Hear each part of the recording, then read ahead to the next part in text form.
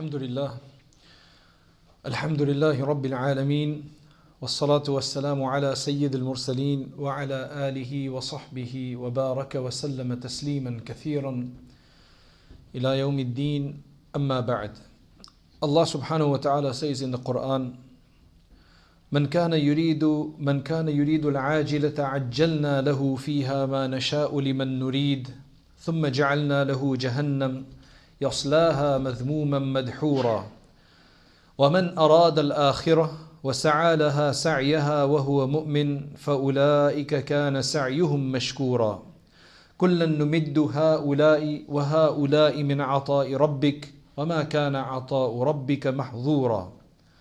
Allah subhanahu wa ta'ala also says, من كان يريد حرث الآخرة نزد له في حرثه ومن كان يريد حرث الدنيا نؤته منها وما له في الآخرة من نصيب.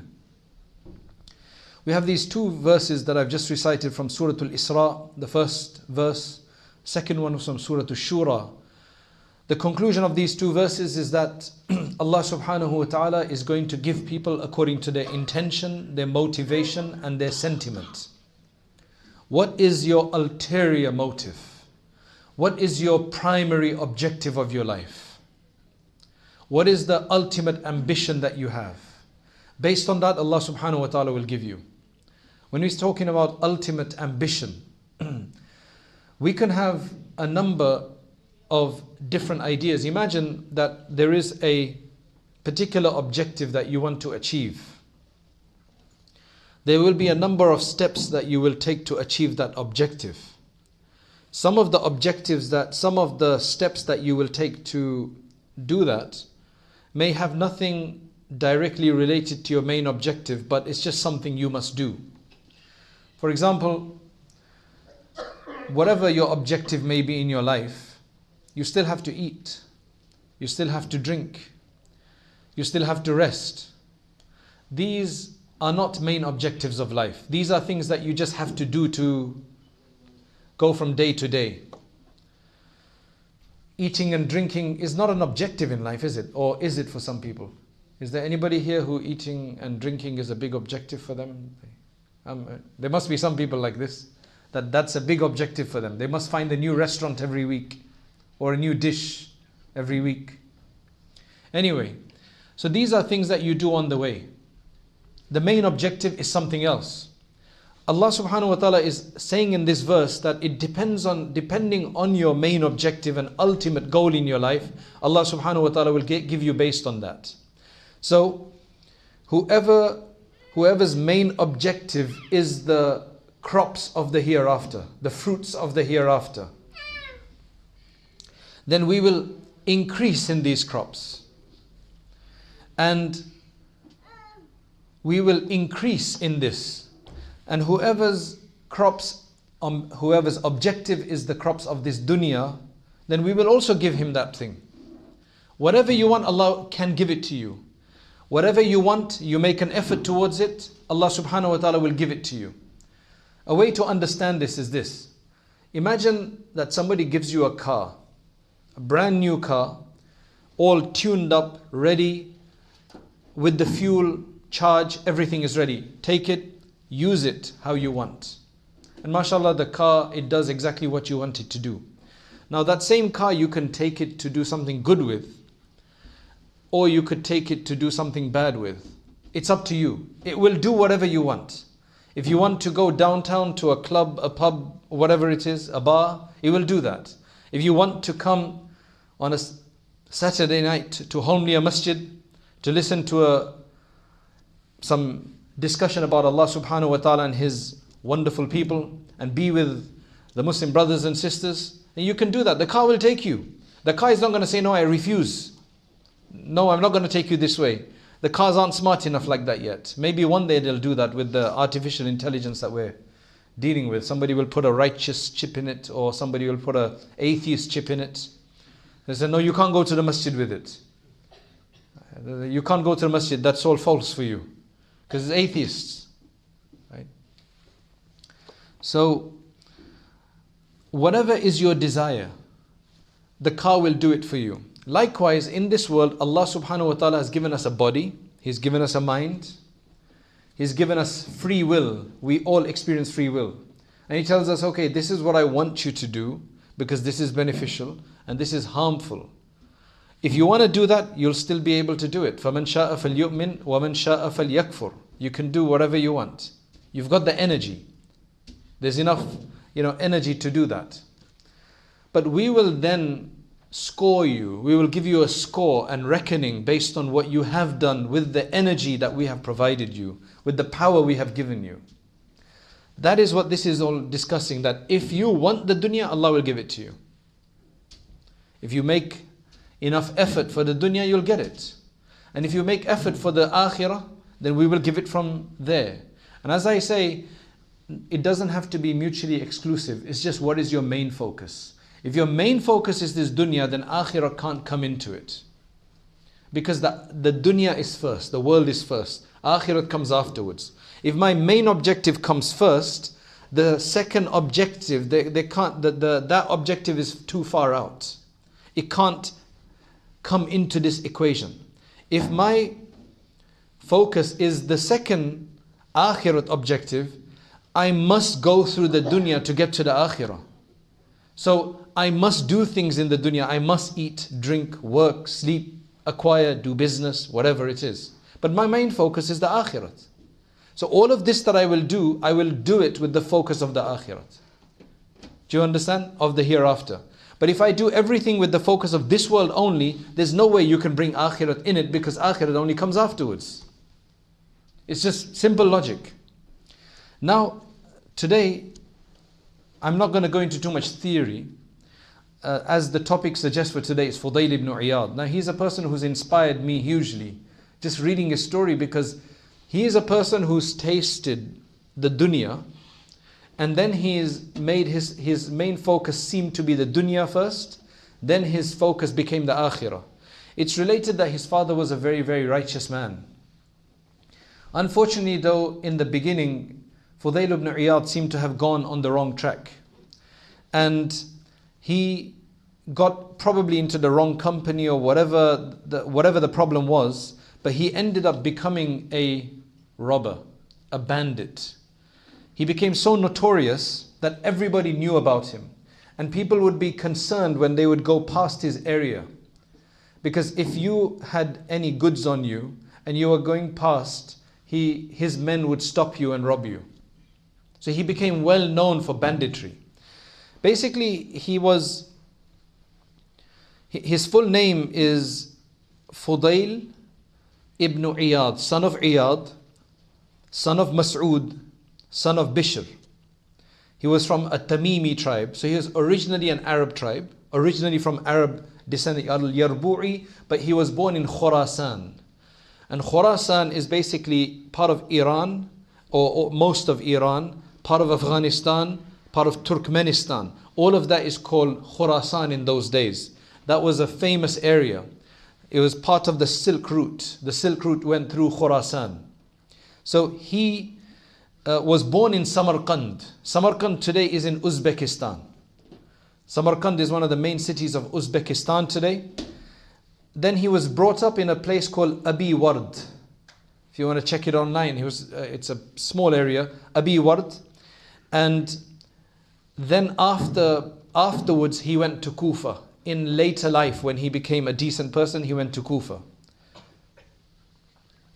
So he's got an interesting story about him. They say that he used to be the bandit between Sarakhs. Sarakhs today is, there's one town called Sarakhs on the border of Iran with Turkmenistan. On the other side, there's also a small village or whatever it is called Sarakhs. One is called Sarakhs, the other one is called Sarakhs. There was a great scholar that came from there. It's basically northeast of Iran, near Mashhad. That's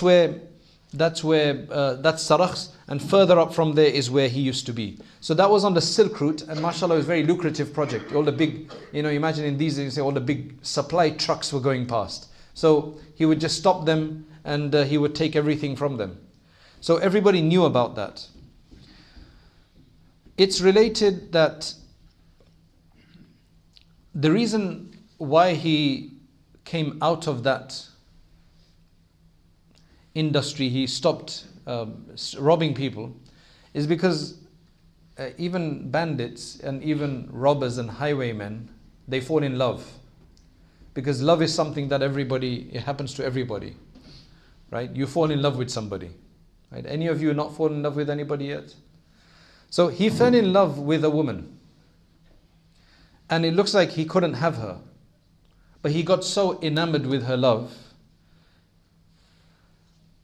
that he was trying to look at her. So he climbed this wall to look at her. I'm not giving you ideas here, right? That's what he did. He climbed up on a wall to look at this woman that he was interested in. As he climbed up, now remember, he's a famous bandit. Everybody knows him, that he is very notorious. When he climbed up, he suddenly heard the verse from the Quran, أَلَمْ يَأْنِنِ الَّذِينَ آمَنُوا أَن تَخْشَعَ قُلُوبُهُمْ لِذِكْرِ اللَّهِ وَمَا نَزَلَ مِنَ الْحَقِّ.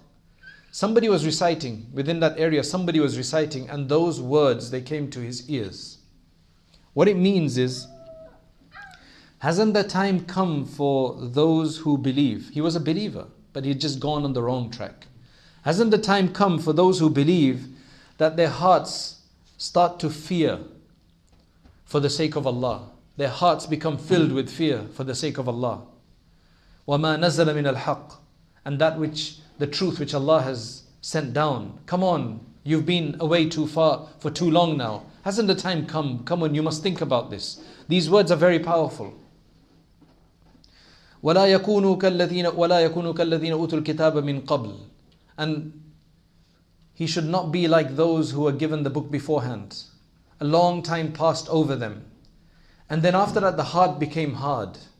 The hearts became hard, and now no inspiration comes in. What this is telling us is that Allah gives you many excuses. Allah subhanahu wa ta'ala gives us many opportunities.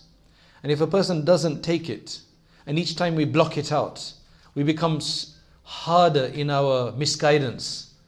And then it becomes more difficult. That's why they say that younger people are more easier to change and adjust. But when you've disregarded something for too long, then it becomes much more difficult to change. Allah help us. Allah make us how He wants us to be. Allah make us how He wants us to be. That's a wonderful dua that I heard from a shaykh. Allah make us the way you want us to be. So when he heard this,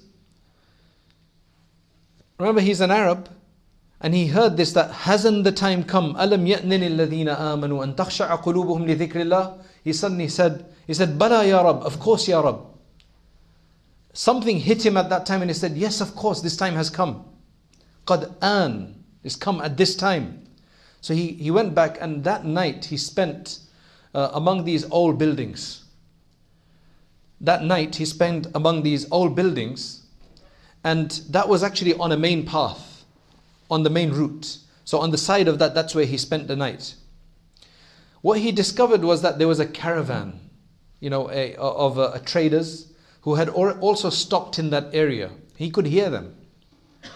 And this was evening time, and they're deciding, shall we go? Shall we leave now? Or one said, shall we leave now? The other one said, no, let's wait until morning, because Fuḍayl is on this path. This is his territory, and he could rob us. So let's not go now. He's listening to all of this. So he says that, فَفَكَّرْتُ, I really thought deeply about this, that look, people are fearing me. Remember, he's now got the concern of Allah in his heart. And he says, أَنَا أَسْعَى فِي اللَّيْلِ بِاللَّيْلِ فِي الْمَعَاصِي. I'm spending all my nights in robbing people, in this disobedience. And there's this group of believers who are here, who are fearing me. I can only think that Allah subhanahu wa ta'ala has put me into this situation so that I stop doing what I have been doing. So he said to Allah, "Oh Allah, inni qad tubtu ilayk. I have returned to you now. I'm stopping this. وَجَعَلْتُ تَوْبَتِي مُجَاوَرَةَ الْبَيْتِ الْحَرَامِ." Unfortunately, you can't do this so easily nowadays, but in those days you could. He said, I have made my repentance that I'm going to go and stay in Al-Bayt al-Haram. I'm going to go and stay in Makkah Mukarramah. I'm going to stay by the Kaaba. That's the way I'm going to do it.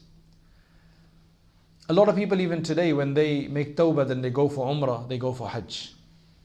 But he decided that he will stay. So the last several years of his life, that's where he spent them. He went and he worshipped in Makkah Mukarramah until he became known as the great worshipper of Makkah. He went to Medina Munawwara and he worshipped there until he became well known for his worship there. You know, nobody could even believe that he was a bandit before. That's how bad he used to be before. Famous, well known. Not an amateur bandit, a well known one.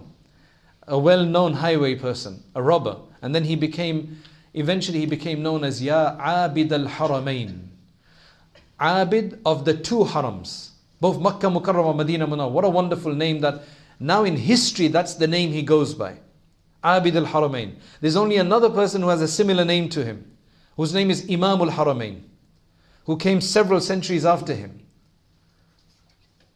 Imam al-Haramayn Abu al-Ma'ali Abdul Malik al-Juwayni. He was a great scholar of theology and of jurisprudence, and he was a teacher of Imam Ghazali rahimahullah. He went to the Haramayn and he became such a great Imam in teaching down there. He became Imam al-Haramayn, but he was Abid al-Haramayn. And there's only two people I can recall of that name, you know, of the two harams. Not just one haram, but both. One is Imam al-Madina. You have Imam Malik. But for both people, that's amazing. May Allah subhanahu wa ta'ala give us a wonderful designation of this nature that's worthy. We're all looking for designations. We're all looking for titles. Now if Allah gives us a great title that people can remember us and make some dua for us, then what better investment is that than anything else? May Allah subhanahu wa ta'ala accept all of us. He became such a great scholar afterwards that some of the people who have transmitted hadith from him, the ulama consider him to be a reliable transmitter of hadith, sahih, right? A very reliable and upright and authentic transmitter of hadith. That's why some of the greatest ulama that you will know their names, many of you will know their names, have transmitted hadith from him. For example, Abdullah ibn al-Mubarak has transmitted hadith from him. Yahya ibn Sa'id al-Qattan, you know, anybody who studied hadith will know him. Abdur-Rahman ibn Mahdi, Ibn Uyayna, this is Sufyan ibn Uyayna, big scholars. Right? I know if I was taking football names, you guys will say, yeah, I know what you're talking about. Right? So I want to take these names because I'm excited about these people, just like you are about Pogba and everything else. Right? Alhamdulillah. So Asma'i, Abdur-Razzaq ibn al-Humam, Abdur-Rahman ibn Mahdi. These are some great names. If you start studying hadith and the chains, you will see all of these people. Imam Shafi'i has transmitted from him as well. Yahya ibn Yahya at-Tamimi, Musaddad, Qutayba, Bishr al-Hafi, Sari al-Saqati. These are all great Sufis of the past as well. And there's a number of other names. I don't want to mention too many because this is not a list of names that we want to tell you about here. I just want to tell you that some of the greatest muhaddithin have transmitted from him, and he was a robber before. Now that tells us that you could be really bad person, but the door to Allah is always open. The door to Allah is always open. Alhamdulillah. That's one of the greatest things about Islam. He's not the only person. There are so many other people like this. Abdullah ibn al-Mubarak. Now, if you want to know Abdullah ibn al-Mubarak, he also had a very strange upbringing. And he also went off track a bit. And he later also turned to knowledge and he became one of the greatest muhaddithin. So he knew Fudayl ibn Iyad, he knew him very well. And if you want the biography of Abdullah ibn al-Mubarak, I've done the biography. It's very inspirational. His life is extremely inspiring. You'll find him on ZamZamAcademy.com. If you look for Abdullah ibn al-Mubarak, he'll be there. I can't speak about him today. We only have a short amount of time. Abdullah ibn al-Mubarak says that رَأَيْتُ أَعْبَدَ النَّاسِ, I saw the person who I thought was the greatest of devotees, one of the greatest worshippers. That's Abdul Aziz ibn Abi Rawad. According to him, he was the greatest worshipper that he has seen. وَأَوْرَعَ النَّاسِ, and I've seen the most scrupulous of people, most careful about what they do, what's halal, what's haram, never wanting to do anything doubtful. He said that was Fuḍayl ibn Iyad. And he says, I've seen وَأَعْلَمَ النَّاسِ, the most knowledgeable among people, and he said that was Sufyan al-Thawri.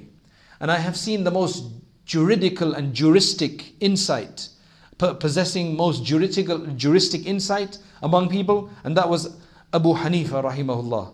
ما رأيت في الفقه مثله. I've never seen anybody like him. So this is his assessment of his time, that these are the 4 great people that I have seen. Abdullah ibn al-Mubarak also said once to Ibrahim ibn Shammas, he said that ما بقي على ظهر الأرض عندي أفضل من الفضيل ibn Iyad. Subhanallah. He said, out of all of the people that exist today, there is nobody generally superior in general to Fuḍayl ibn Iyad. If Abdullah ibn al-Mubarak is saying this, that means something great.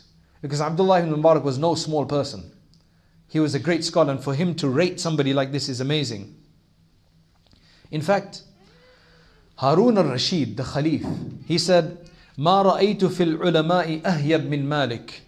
I've never seen anybody from among the ulama who has more awe, who's very awesome. When you sit in front of him, you can't say anything.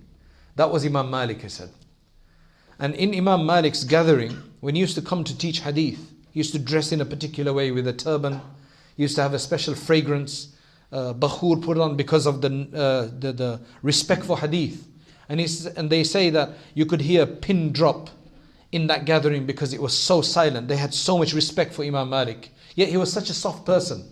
But he had such awe about him that people would be, they would be very respectful of him. So Harun Rashid said, I've never seen anybody more than that. وَلَا أَوْرَعَ مِنَ الْفُضَيْلِ. And I've never seen anybody more careful and scrupulous than Fuḍayl ibn Iyad. Sharik, another great scholar of the time, he says that, every people, so the people of Norway, the people of Oslo, there must be somebody among you that you can say that if we want to present somebody in front of Allah subhanahu wa ta'ala on the Day of Judgment, that this is what Oslo has produced.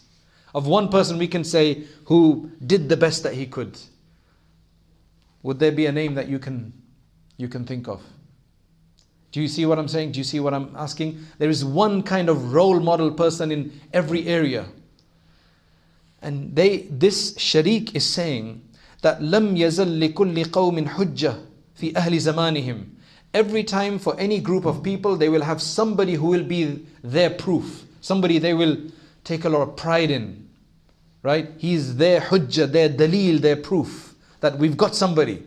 And he says, وَإِنَّ فُضَيْلَ ibn Iyad حُجَّةٌ لِأَهْلِ زَمَانِهِ. Fuḍayl ibn Iyad was that person for his time. The other ulama say, this is the man for you. Subhanallah. Subhanallah. Wouldn't you want to be like that? And you're wondering, how can I be like that? Do you think Fuḍayl ever thought he could be like that when he was robbing people of their goods? I'm sure there's none of you who rob people here. If the most we may be doing is maybe missing salat, maybe doing some harams once in a while, maybe committing some wrong here and there, I'm sure we're not robbing the people. He was robbing people. But then he becomes known as the Hujjah. Allahu Akbar. That just shows you the mercy of Allah, that He will take forgiveness from anybody. That shows you the greatness of the mercy of Allah and how doors are open. Just you need to want to take it. The mistake is on our part. We don't make the effort. It's the effort that we need to make. He says, he is this proof for his people. And then suddenly, he was in a group of people when he said this. Suddenly a young man, like a youth, just maybe older teens, 20, 25 or whatever, he suddenly got up to go somewhere. When he had gone, Haytham, who was there, Haytham is saying that Sharik had told us this. Sharik is the one who told him that Fuḍayl ibn Iyad is this proof for the people of his time. Then Haytham says that suddenly there was a young man who left. And when he had gone, Haytham said that this young man is also going to become the hujjah and the proof if he lives on. This youth is also going to become the proof. He could actually see in this young guy that he was special. So somebody asked, who is that? And do you want to take a guess of who that was? That was Imam Ahmad ibn Hanbal. He wasn't an imam then, he was a young man. But his teacher who was in the gathering could see that, man, this guy is going to be something when he grows up. And there's no doubt about it, Ahmad ibn Hanbal, subhanallah, who died in the 240s, 250s, right? Because Fuḍayl ibn Iyad died in the 180s or so. 180 Hijri or so, around that time. Whereas he died, Imam Ahmad died about 50, 60 years later. So he was a young man at that time. Allahu Akbar. We want to be inspired by this. We want to be inspired by this. May Allah give us inspiration today. That from today we want to make a difference to what we do. We want to have a different way I want to make the akhirah our main objective. We'll still go for dunya. We'll still get the dunya. We'll still work in the dunya. But our main objective is going to be the akhirah, inshallah. Abdur-Samad ibn Mardawayh says that Abdullah ibn al-Mubarak told me, Abdullah ibn Mubarak had such a great respect for him, it says. He says that Abdullah ibn Mubarak said, Fuḍayl ibn Iyad was truthful to Allah. He was truthful to Allah, so Allah subhanahu wa ta'ala caused wisdom to come from him, roll off his tongue. So then anything he said was wise. فَالْفُضَيْلُ مِمَّن نَفَعَهُ عِلْمُهُ. Fuḍayl is one of those whose knowledge has benefited him. It's gone into his heart and it's benefited him. In fact, Abdullah ibn al-Mubarak says to Abu Maryam al-Qadi, مَا بَقِيَ فِي الْحِجَازِ أَحَدٌ مِّنَ الْأَبْدَالِ. Among the 40 Abdal, this is going into a bit, but I'm quoting, by the way, everything I'm quoting today is from Imam Dhahabi. Imam Dhahabi was a great scholar of hadith who wrote all the biographies of the hadith scholars. And I'm taking most of this, if not everything from this, from Syria and Khorasan, which is a 30-volume book of his. And he's a very respected scholar by everybody. He's a greatly respected scholar by everybody. And this is what he relates. He says that Abdullah ibn al-Mubarak said that among the 40 Abdal, the 40 of the most pious and righteous servants of Allah, that always there are 40 people chosen for this in the world. We never know who they are generally, right? But a number of them are sitting in Sham. He says that there is nobody left of the Abdal in the Hijaz, in the western border of Arabia, except Fuḍayl ibn Iyad and his son Ali. Allahu Akbar, his son was amazing. When you read the biography as Fuḍayl ibn Iyad, his son, he used to always be making dua to Allah, "Oh Allah, do not separate between me and my father in the akhirah. As we are in this world, oh Allah, do not separate between me and my father." Meaning that he wants to be in Jannah with his father. And they actually say that both. This is exactly what Abdullah ibn Mubarak said. He said, وَعَلِيٌّ مُقَدَّمٌ فِي الْخَوْفِ. In fact, his son Ali ibn Fuḍayl was even more fearful than his father. When he would hear أَلْهَاكُمُ التَّكَاثُرُ إِذَا زُلْزِلَتِ الْأَرْضُ زِلْزَالَهَا, he would faint. There was a certain surah that his mum had told her husband Fuḍayl ibn Iyad that when your son is there, you can't read that surah. Because he would just faint. He was just too fearful, so connected that he would be fearful and he would just faint. He fainted numerous times when listening to verses of the Quran. And that's his son. وَمَا بَقِيَ أَحَدٌ فِي بِلَادِ الشَّامِ إِلَّا يُوسُف ibn Asbat. In fact, he was saying that in the Sham, in the Levant, there's no Abdals left there except Yusuf ibn Asbat, Abu Muawiyah al-Aswad, and in Khorasan it is Ma'dan. And that's, I'm not going to go into that. Bishr ibn al-Harith says that there are 10 people that he can think of who never ate anything but the halal. They never ate anything haram. They were so considerate and so careful. He says that لا يدخلون بطونهم إلا حلالا. Nothing except the halal has entered into their hearts, into their stomach. They would never enter anything into their stomach except the halal, even if they had to survive on soil and dirt to stay alive. They were very careful about this. So somebody asked Abu Bakr al-Maqaridi, he says, I asked him, who are you talking about, Abu Nasr? He said, Sufyan is one, Sufyan al-Thawri. Number 2, Ibrahim ibn Adham. He's taken the names of some of the greatest people. I'm sure you've heard these names, some of these. Ibrahim ibn Adham, Fuḍayl ibn Iyad, and his son. You know, if you look in history, there's not many people that you will find that you praise them and their son or their father. Generally, you get somebody, you hear of Sufyan al-Thawri, you don't know much about his son. You hear about Abdullah ibn Mubarak, you don't know much about his son. But what's interesting about Fudayl ibn Iyad, he's like Mufti Shafi Uthmani, and you got his two sons, Mufti Taqi and Mufti Rafi Uthmani. You don't get that often. Think of any scholar, and unfortunately, it doesn't always pass on. The son is not always as great. Sometimes the son becomes even greater and the father gets eclipsed. That happens as well. But in this case, they keep mentioning his son, which tells you the effect that he had on his son, subhanallah. So he says that these are the 10 people that never had haram enter their stomach. Ibrahim ibn Adham, Sufyan al-Thawri, Fuḍayl ibn Iyad, his son, and Ali, and Sulaiman al-Khawas, Yusuf ibn Asbat, Abu Muawiyah, Hudhayfa al-Murashi, Dawood al-Ta'i, Wahib ibn al-Ward. These were people who were so careful about halal and haram. That's why they get to the place that they get to. Ibrahim ibn al-Ash'ath says, I have never seen anybody in whose heart Allah was greater than Fuḍayl. The greatest thing in the heart of Fuḍayl ibn Iyad was Allah subhanahu wa ta'ala. There was nothing greater than that. As long as you're a believer, Allah will be in our hearts. But is He the greatest thing in our heart? Or is there something greater? A job maybe, a person maybe, something else maybe.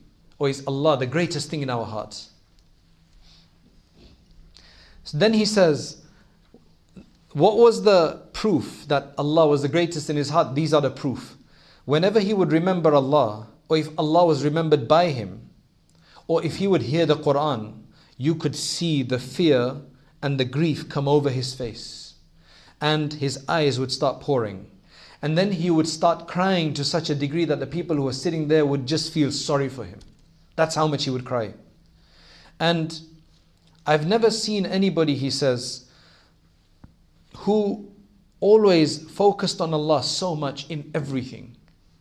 His focus was always Allah in everything, whether he was studying something in his knowledge, whether he was practicing, whether he was giving something, whether he was taking something, whether he was spending something, whether it was whether you should not like somebody, whether you should love somebody. In every aspect, everything was done only for the sake of Allah subhanahu wa ta'ala. Very balanced individual in that regard.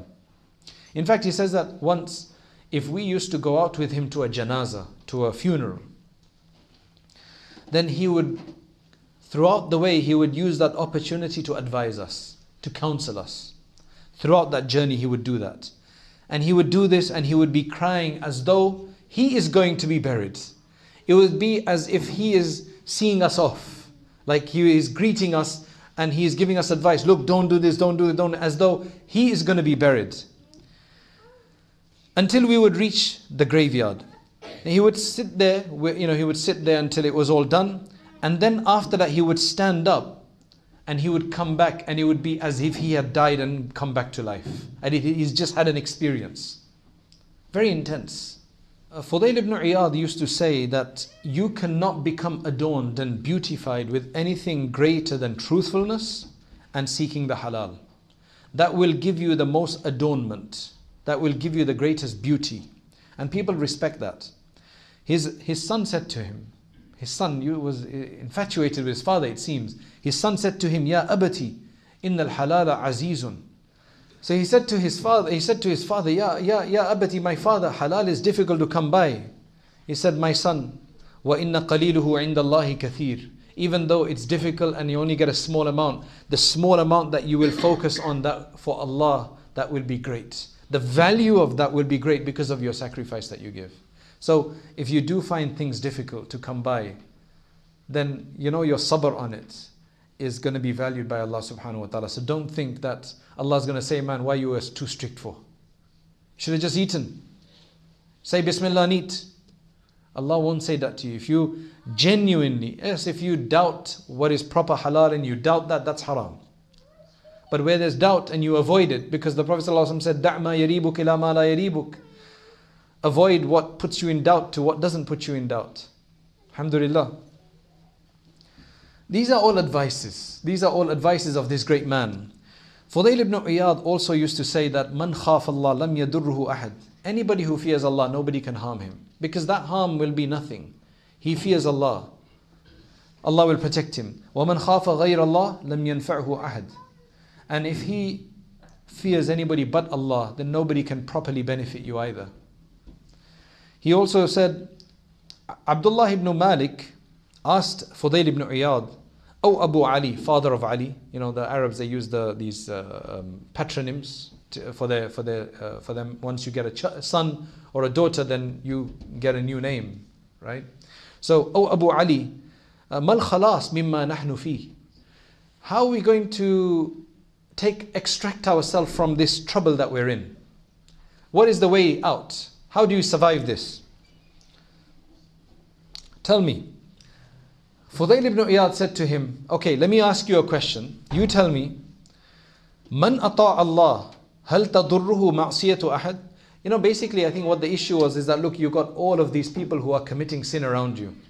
You know, we generally complain about Western culture and we say, look, all of these people are committing haram and we have to live here and this, that and the other, whatever, right? This is a constant complaint, similar complaint. So this was Fuḍayl ibn Iyad's response. He said, tell me that the one who obeys Allah himself, will anybody else's disobedience harm him? As long as you are obeying Allah and people are going to hell, is that going to harm you? And then he said, فَمَنْ يَعْصِ اللَّهِ, and the person who disobeys Allah and everybody around him is doing good deeds, will that benefit you? If you're disobeying Allah, will anybody else's good deeds benefit you? And if you are doing halal and you're doing the worship of Allah, will anybody's haram? So stop complaining about people. Do what you have to do and do the best that you can do. This is one advice for our situation. And then he said to him, so the person said, no, of course not. So then he responded, he says, well, this is, if you really want to stay free and clear, then this is your answer. You just carry on doing what you have to do. You do the best that you have to do. Ibrahim ibn al-Ash'ath says that I heard Fuḍayl saying that a person will only be in awe of Allah subhanahu wa ta'ala according to how much he knows about Allah. You can't fear Allah more than you know about Allah. If you don't know much about Allah, how great He is. Have you ever noticed a situation where there's a person who you didn't know who he was? He just looked like a normal person, so you kind of went and spoke to him or said something, and then later somebody told you, do you know who that is? That's like the, big scholar or big this or big that, and you're like, oh, I just went and spoke to him so casually, I didn't respect him. Have you ever experienced that kind of a situation? So he says it's the same thing, that until you don't really know who Allah is and you don't know more about Him through the Quran, then you're not going to have fear of Him. If you want fear of Allah, you need to know more about Allah through learning the Quran and learning more about what tells us about Allah subhanahu wa ta'ala. And then he said to him that whoever practices on that which he knows, then Allah subhanahu wa ta'ala will suffice him for what he does not know. And whoever practices what he knows, Allah will give him tawfiq to learn that which he does not know. So the main thing is that today there's a culture of celebrity sheikhs and all that kind of stuff. So we love to listen to scholars, and we listen and we listen and we listen and we keep up to date with it and we follow it and we become fans. And you're not supposed, there's no concept of fans in Islam. You either become a serious student, but there's no concept of fans. I mean, the classical scholars never had fans. They had students. So either be a serious student, don't be a fan. Because a fan is just somebody who follows, somebody who just keeps up to date. They just know what you're doing. But there's no benefit. If you're listening to somebody just for entertainment purposes because he sounds cool and he really discusses the issues, but how has that discussion of issues benefited you? I'm speaking to you today. How has that benefited you? I pray to Allah that it benefits me, myself first. And it gives us some difference of opinion and perspective. But if you're just listening to somebody because you like some of the comedy, some of the entertainment he provides, the way he discusses issue, but if it's benefiting us and we are actually making changes, then that is successful. The scholarship could be perfect, but our relationship with that scholar could be messed up. Let's not blame the scholars all the time. It's just, are we doing the right thing by really benefiting from what we know? And that's what he said here. He said, whoever acts upon, practices upon what a little he knows, Allah will give him tawfiq to learn a lot more. So people are wondering, I've got nowhere to learn. Are you practicing upon what you do know? And if you are, then Allah will give you tawfiq, because there's no way Allah will deprive you. Fuḍayl used to say something, rahimahullah. He said, yesterday, everything that's happened, that's just an example. It's become an example now. It's happened, it's happened. It's just an example to reflect upon. Today is the time to practice. And tomorrow, what can it be? It's just hope. Whatever's past has passed. Those are just examples now. Today is the time you need to do your work and practice. Because tomorrow is just all about hope. It may never happen. Tomorrow will become today. Right? And that will be time for practice. If you don't practice, it will just become an example of the past. So do something. Do something. He also said that it is based on how small you think the sin is. That is how great Allah subhanahu wa ta'ala thinks you have committed a sin. The smaller you think the sin is, that's how much more serious Allah takes it. You're saying, you're disobeying me and you're saying this is a small sin, it's a saghira, it's a minor sin. That's how much more He seriously takes it. And if you commit a sin, if we commit a sin and we think, oh man, that's such a big sin. I missed my prayer because I slept. I slept over. Oh no, I missed my prayer. I was coming back on the flight and I just couldn't pray. And we take it to be so serious, Allah will take that very insignificant and say, don't worry about it. He'll be more easily forgiving us. It depends on our approach to our sin and our good deeds that Allah deals with us. Because Allah subhanahu wa ta'ala is not like a mathematician that you do this, you get one reward, and you do this, you get two rewards. He looks at it very holistically as well. Right? He wants to see our motivation in our hearts. Ishaq ibn Ibrahim al-Tabari says, I have never seen anybody more fearful in himself than Fuḍayl ibn Iyad. Nor, though he's fearful, I've never seen anybody more hopeful in Allah than Fuḍayl ibn Iyad. كان قراءته حزينة شهية بطيئة مترسلة كأنه يخاطب إنسانا. His qira'ah, when Fuḍayl ibn Iyad used to recite the Quran, may Allah give us tawfiq to do this kind of recitation. When he would recite, his recitation, it was full of grief. It was full of hope, desire. It was slow. It was measured and paced. It was as if he was speaking to somebody. The Quran recitation wasn't like that. It was as if he was speaking to Allah. And وَكَانَ إِذَا مَرَّ بِآيَةٍ فِيهَا ذِكْرُ الْجَنَّةِ يُرَدِّدُ فِيهَا وَسَأَلْ. وَكَانَ says that whenever he would go past an ayah of paradise, in which there was a mention of paradise, he would repeat it over and over again, and he would say, oh Allah, give me paradise. Oh Allah, give me paradise. This is showing us an adab of how to recite the Quran. And he talks about his nighttime prayer, how a mat would be placed there for him. He would sleep some, he would go and do wudu, he would pray, and then after that he would get tired again, he would take another bit of nap, then he would go and do wudu, and so on. And that's how he would spend the night. You see, as I told you in the beginning, that he was a sahih narrator. Agreed upon that his narrations are sahih. He didn't fabricate anything. Saduqul lisan, very truthful. However, he was actually very, very fearful of narrating hadith. Why would you be fearful of narrating a hadith? Because remember, in those days, you didn't narrate from a book. You didn't just pick up a kitab and say, okay, let me read this out to you. The hadith was all memorized. So he would just be concerned that maybe he's saying something wrong. So he says that he would find it very, very difficult. So the narrator, who is Ishaq ibn Ibrahim al-Tabari, I believe it's him, he says that sometimes he would say to me that if you had asked me to give you money, right, dinars, gold pieces, that would be easier for me than to relate hadith to you. Because I give you money, that's easy. But if I relate hadith to you and I make a mistake, that's a big responsibility. So I said to him, I said, you're narrating hadith to me that I don't know and I can benefit from is much more worth to me than if you gave me gold pieces. So for both of them, they want hadith and not gold pieces. Then he said to me, when I said that to him, he said to me, you know what? Innaka maftoon. You're in a fitna. Right? You got a problem with a fitna. Why?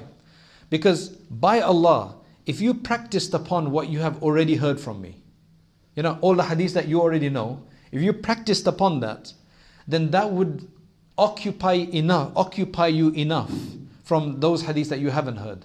Whatever you've heard already, you know enough to be able to practice. And he then said that I heard from Sulaiman ibn Mihran, who I think is Al-A'mash, right? The great hadith scholar. I've heard him saying that if you've got food in front of you, and keep this in the mind of us listening to people just for entertainment. He says, if you've got a pile of food in front of you that you're supposed to eat, you take a morsel, you take a spoon of food, and then you throw it behind your back. You take another spoon of food and you throw it behind your back. You take another spoon of food and you throw it to the side. Are you going to get filled with that food? You've got the food, it's yours, you can eat it. But you start taking it like our little children do, right? And they start messing around with the food. Are you going to get filled with that food? He said it's the same thing. You just want to keep listening and you don't want to practice upon what you hear. This is all of our state. May Allah help us. Finally, I'm going to relate to you a very special encounter that Harun al-Rashid had with him. You know, Harun al-Rashid was one of the greatest Khalifs of the Abbasid Empire. You know, they ruled a huge amount of land. They came after the Umayyads. So by that time, the Islamic world had spread far and wide. And the center of that was all in Baghdad. And Harun al-Rashid is the big Khalif of that entire piece of land. One of the most powerful men of his time. He goes to Hajj. He went to Medina Munawwara and Makkah Mukarramah, so he went for Hajj. When he got there, Fuḍayl ibn Rabi' relates that when he got there, Harun al-Rashid, he said to me, so Fuḍayl ibn Rabi' I think was local. So Harun al-Rashid was with him when he had come for Hajj, and he said to me that قَدْ حَكَّ فِي نَفْسِي شَيْءٍ. You know, I've got some turbulence in my heart. You know, when you want to just listen to something that's going to help you. When you feel a bit troubled in your heart.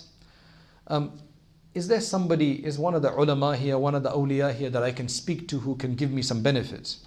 So I said, yes, the Sufyan ibn Uyayna is here, great hadith scholar. He says, okay, let's go to him. So we came to him, and he says, I knocked on the door. He said, who is it? So I said, respond to the Amir al-Mu'mineen is here, the leader of the faithful is here. So he quickly came out, that the Khalif was here, he quickly came out. And he said, Amir al-Mu'mineen, if you had told me to come to you, I would have come to you. There was no need for you to come to my house. So Harun al-Rashid said to him, look, give me a response to what I've come here for.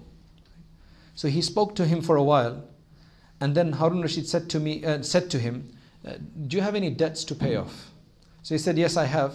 So he told me, Harun al-Rashid told me, pay his debts off. You know, whatever debt he's got on him, pay it off. And then we turned away. And Harun al-Rashid said to me that I didn't benefit enough from this discussion. I didn't get what I wanted. So, is there somebody else? He said, yes, there's Abdur-Razzaq is here. Sheikh Abdur-Razzaq is here. Okay, let's go to him. Again, we went there, knocked on the door, and he came out and he had a discussion with Harun al-Rashid. And then Harun al-Rashid asked him the same question. You know, because he's spoken to him, he's used this time, so he says, do you have any debt that I can pay off for you? This is just one of their ways of helping people. He said, do you have a debt? He said, yes, I have. He says, okay, pay his debt off as well. And then he said, again, I'm still troubled. I'm not fulfilled yet. I need somebody else to speak to.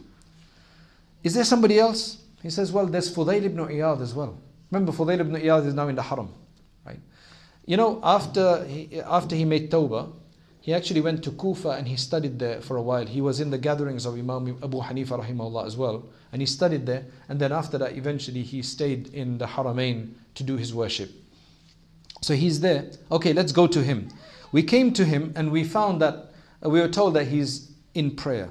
He's making dua. And he's reciting an ayah which he's reading over and over again.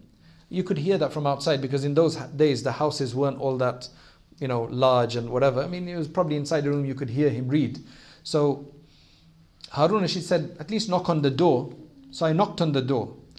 So when he finished or whatever, he said, who is it? So I said, respond to the Amir al-Mu'mineen is here. Amir al-Mu'mineen is here. So then Fuḍayl ibn Iyad immediately, you know what he said? He says, Mali wali Amir al-Mu'mineen. What's the Amir al-Mu'mineen got to do with me? What have I got to do with the Amir al-Mu'mineen? That's something beyond. I said, Subhanallah. Ama alayka ta'a? Aren't you gonna obey the Amir al-Mu'mineen? He's come to you and you're like talking like this, like what have I got to do with Amir al-Mu'mineen? So he came down from the top floor or wherever he was, and he opened the door. But then it was night time. He opened the door and then he quickly went back into his room and he put the lamp off. They had probably the oil lamp. He put it off, so it was all dark now. So now they're going into a dark. He's responded to the Amir al-Mu'mineen, so he's obeyed him, but now he's gone in. So the narrator, he says, we went in and we started going around trying to feel about with our hands what's going on, where he is. And Harun al-Rashid's hand fell on him first. So he found out where he was first. So immediately Fuḍayl ibn Iyad, when he felt the hand of Harun al-Rashid, the Khalif, on him, he said, Ya laha min kaffin, ma alyanaha in najad ghadan min adhabillah.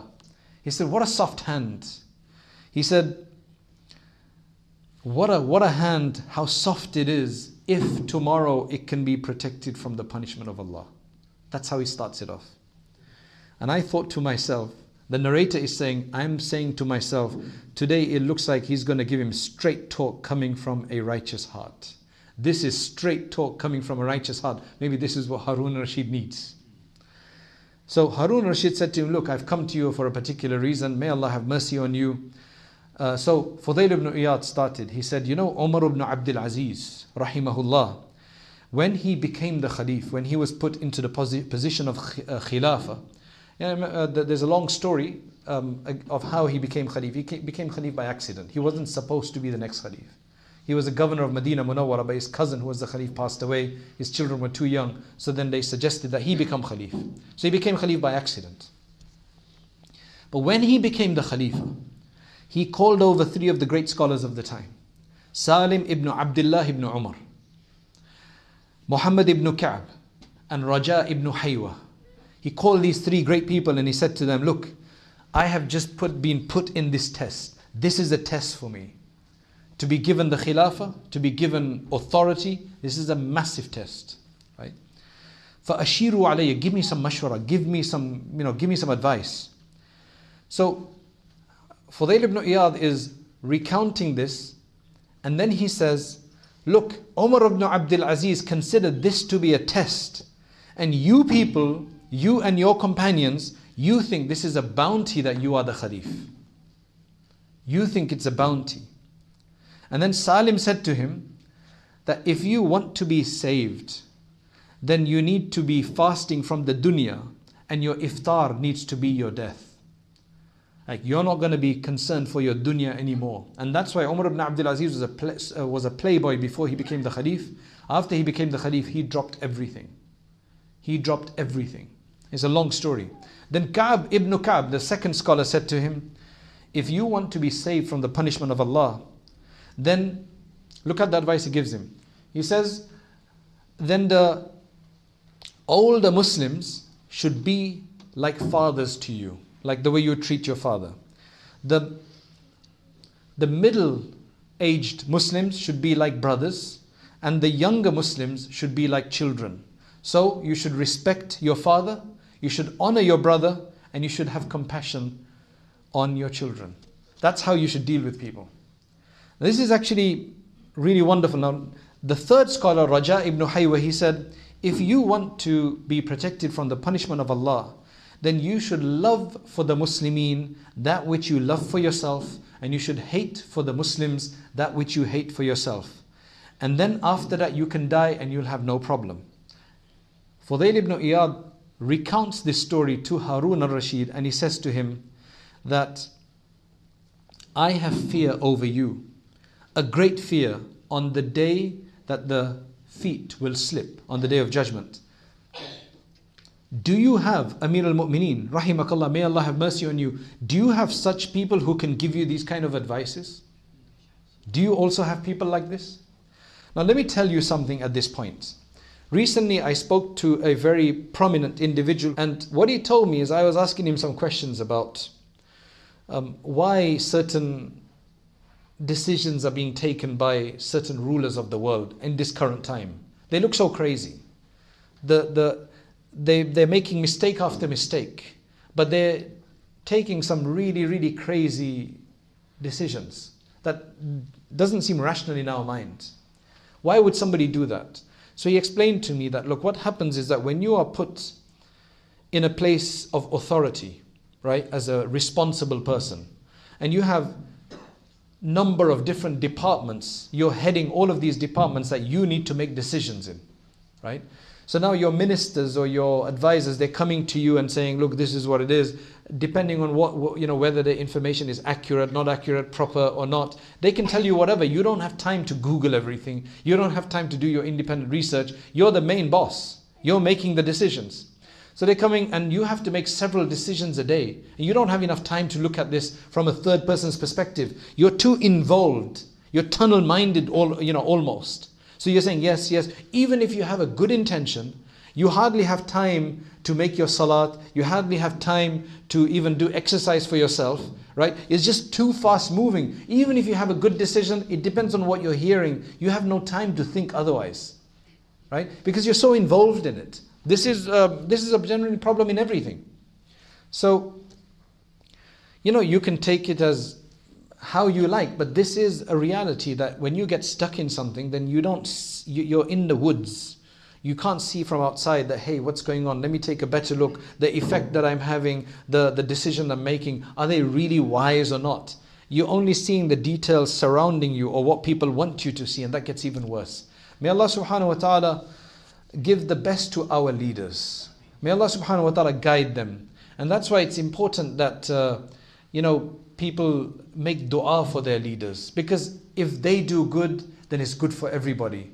That's why it's better to actually make dua for a leader than to make for an individual. Because many people's lives are in the, and their livelihood and the way they live and their Islam and Iman is in the hands of the leaders, because Allah has put them in that position. So he tells him this, and mashallah, Harun al-Rashid starts to cry. فَبَكَى بُكَاءً شَدِيدًا. He cried intensely. Finally somebody had said something to him to make him cry. حَتَّى غَشِيَ عَلَيْهِ. In fact, at this point he became unconscious. So the narrator says, I started telling Fuḍayl, أُرْفُقْ بِأَمِيرِ الْمُؤْمِنِينَ. You need to take it easy with the Amir al-Mu'mineen. You've just made him faint. So you know what he said? He says, Ibn al-Rabi, تَقْتُلُهُ أَنْتَ وَأَصْحَابُكَ وَأَرْفَقُ بِهِ أَنَا. You guys are killing him. You and your friends are killing him. And you're telling me to be compassionate with him? The decisions you make, they're killing him, and you're telling me to be compassionate with him. Then after he had fainted for a while, he came back to consciousness. And he said, Zidni, give me more. Tell me some more. Rahimakallah. So then he said that he gave him some other nasihah. He talked about Umar ibn Abdul Aziz had been told about one of his governors. Some complaint had come about one of his governors. So he quickly wrote a letter to his governor saying, oh my brother, I am reminding you that you will have to spend these long nights among the people of hellfire forever if you carry on like this. So be careful that nothing turns you away from Allah subhanahu wa ta'ala, and that become your last act that you do. When that governor received that letter, immediately he undertook a journey to come and visit Umar ibn Abdul Aziz. So Umar ibn Abdul Aziz was quite surprised. He said, what has brought you here? He says, you've just taken my heart up by the letter that you sent me. I will never go back to that governorship until I meet with Allah. I will never take up that responsibility. It's a tough responsibility. I don't want to be the next king. I don't want to be the next Khalif. I tell you that, right? That's a massive responsibility. I don't want to be the next prime minister. That's a big responsibility. Harun Rashid heard this and he began to cry even more. He says, then again, Fuḍayl ibn Iyad says, Amir al-Mu'mineen, Abbas, the uncle of the Prophet ﷺ, came to him once.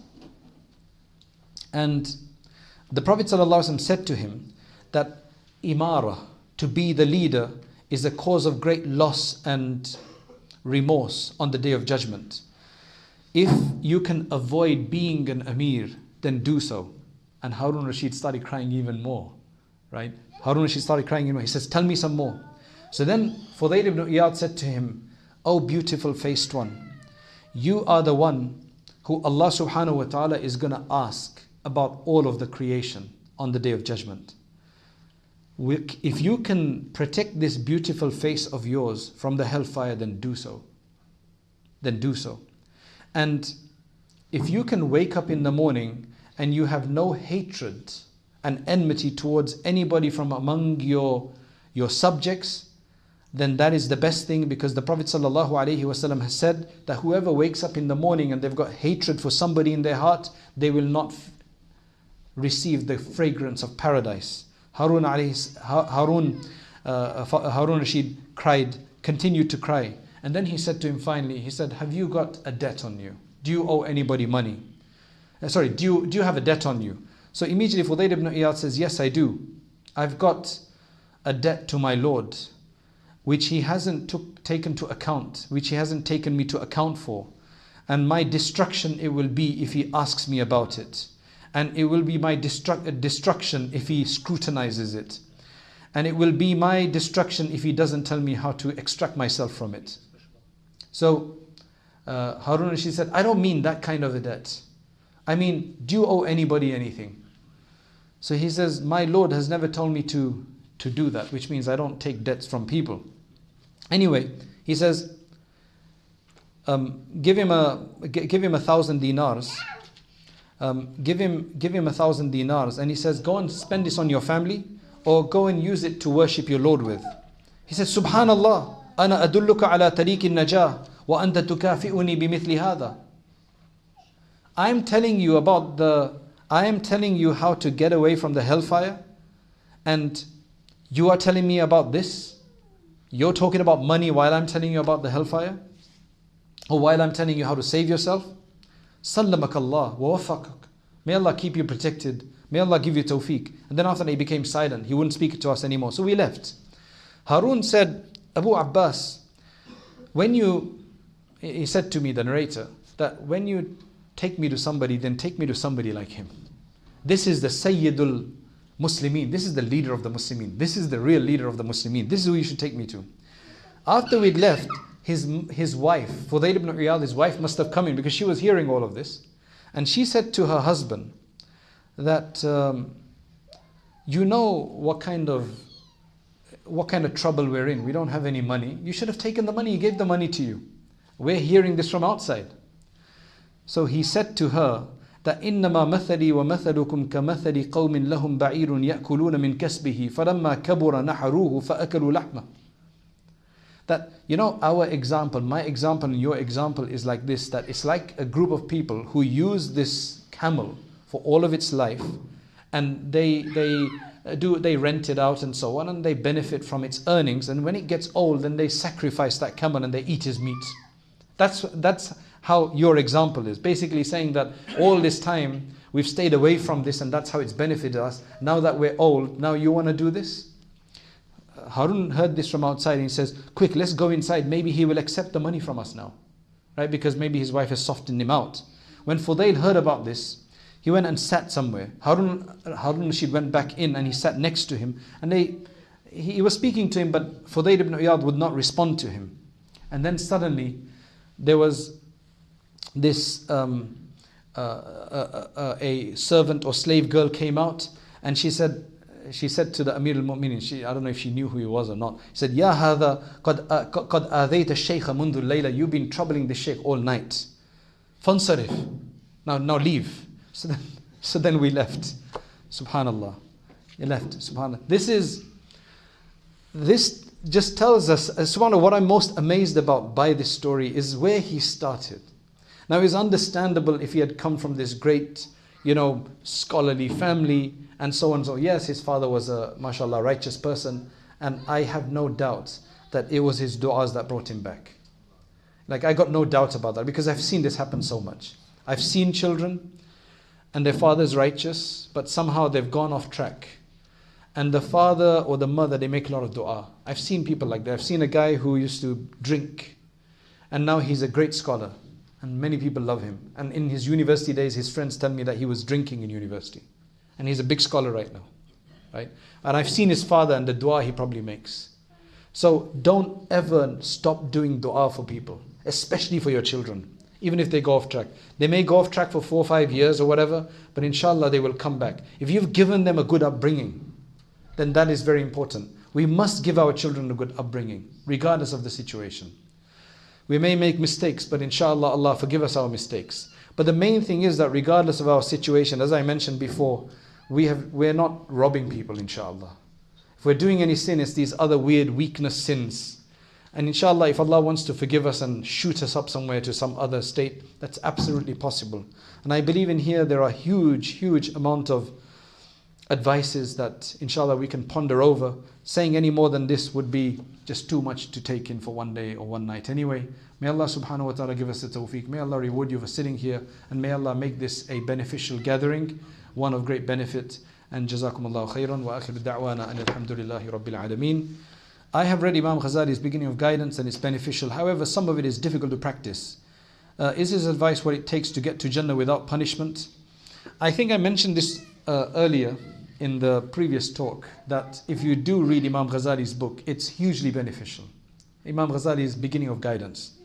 But it's a bit over ambitious compared to our state. He wants you to just be worshipping Allah all day, right? So while there's beautiful advice that we can benefit from, what to do at this time, what to do at this time, but when he gives you permission even to go for work, he says, he qualifies it, he says, if you got no other way to earn money and you need to survive and you got people dependent on you and so on, then between this time and this time you can go and work. Otherwise you must spend the rest of the time in worship. Now that's heavy. Right? That's too heavy, and I'll tell you that right now, it's too heavy. Many ulama have said that's just a bit too heavy. He wrote that that was one of the last books he wrote. And by that time he had these huge mystical experiences, and he was writing it in a very elevated state of spirituality. So you don't need to take his word for word, right? Because a lot of it is advice and guidance. Take whatever you can and fit into your schedule. That's the way I would tell you to read it. And that's not the only way to Jannah. Allah subhanahu wa ta'ala, inshallah, if you do the best that you can do, then Allah will give you Jannah, inshallah. Right? That's the main thing. So don't think that if you can't do what Imam Ghazali tells you to do, if you can't, then it means pretty much the majority of Muslimin are in trouble. Because I don't think the majority of Muslimin can do what he's telling us to do. So yes, let that be very clear. How can we become more spiritual? What is the first step? Tahajjud, controlling the tongue. What should we do? Again, I've explained this before. Number one, you can't even start getting closer to Allah. You know, the club of walis, the wali club, the awliya. Just the membership is that you must fulfill the obligations and you must avoid the harams as much as possible. So don't miss your prayer, your 5 daily prayers. Forget tahajjud right now. Your 5 daily prayers, let's speak about that first. You can't miss those. If you do, make qada as soon as possible. And if you already have some days or weeks or years of qada, make up an estimate of how much and get those done. Slowly, even if you've got 3 years of qada. I know people with many years of qada and they've been doing it, and some people have completed it. It's not difficult. How to seek forgiveness for backbiting. Backbiting is one of those really strange ones. If the person you backbited against knows that you have backbited him, then you must go and ask him for forgiveness. If they don't know, then many ulama say that don't go and tell him, hey, you know what, I backbited about you, please forgive me. Because imagine you don't know anything and somebody comes to you and says, I was backbiting you. What are you going to say to them? What are you going to say to them? You're going to say, hey, what did you say? Who did you say it to? Why did you say it? It's going to cause a bigger problem. So if somebody doesn't know that you've backbited them, then don't say anything to them. Make lots and lots of dua for them. And make so much dua for them that you tell Allah, oh Allah, I don't want to make it worse now, but you have the ability to change, to have him forgive me. So please have him forgive me on the day of judgment. And if you're sincere, then Allah subhanahu wa ta'ala will help you. So you ask Allah for forgiveness, but you must ask the person for forgiveness as well, if you can, in the case that they know especially.